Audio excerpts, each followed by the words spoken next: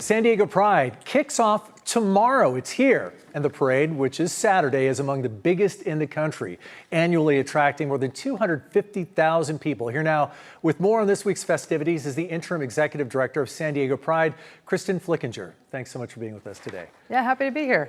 How are you holding up? Holding up. It's Pride Week. Happy Pride. Hey, it's just so much work. I can't even imagine how hard it is to pull something like this off. Multiple day festival.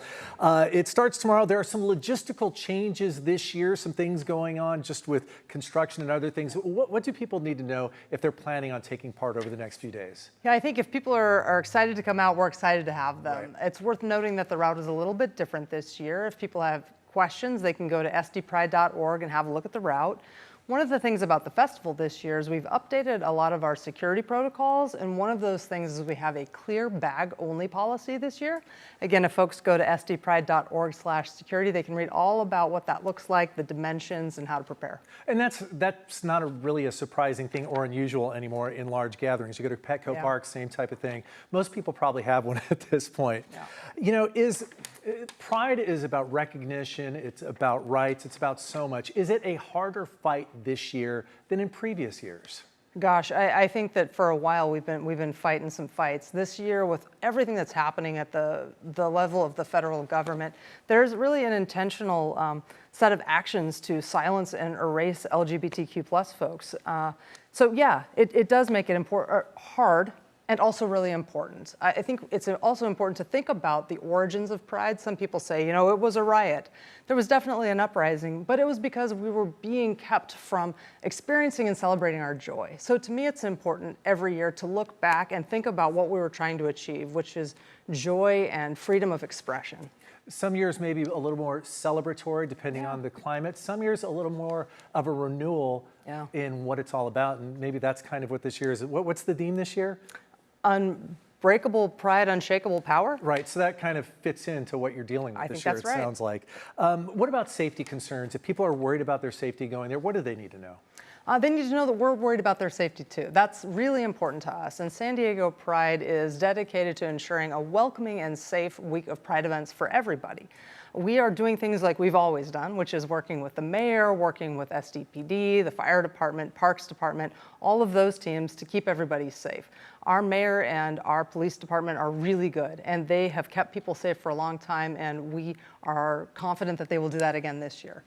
In addition, we do a whole lot of things at our festival. We have our own security team. We have plussed that up this year. We have new entry policies, including the clear bag. We have increased language in our code of conduct around what is acceptable language in speech this year. So that's happening.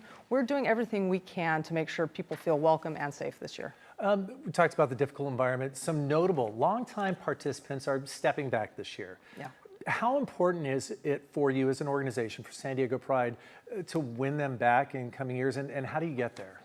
Yeah, I think from the beginning, when people have started expressing concerns about a whole bunch of things, by the way, whether that was around DEI, we saw sponsors pulling back around DEI concerns, you know, a couple of months ago. We saw folks expressing concerns about our headliner, and we've had people express concerns about safety.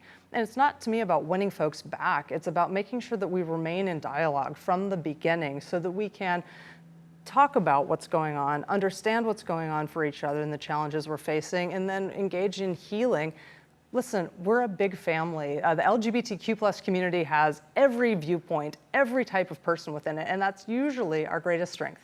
Right now, it's a real challenge, but we're in it. We're a family. Sometimes families fight a bit, but we're still a family. Lessons to be learned. It sounds like you're working on digging into those. We're almost out of time here, but the celebration is the week, but the work is done year-round. Just a reminder of the kind of programs that are impacting the community day in, day out from San Diego Pride. For sure. We have Pride 365 days a year. We've given over $3 million to LGBTQ+ supporting organizations locally, nationally, and globally through ticket sales. That ticket sale money goes back into the community. We have all sorts of programs for advocacy, education, and community service that serve youth. We have organizing institutes that teach people how to organize. We do work all the time and in partnership with other organizations. Kristen Flickinger, the interim executive director of San Diego Pride, thank you for your time. Best of luck. I know you got a long week ahead of you, but it's going to be a big celebration, I'm sure.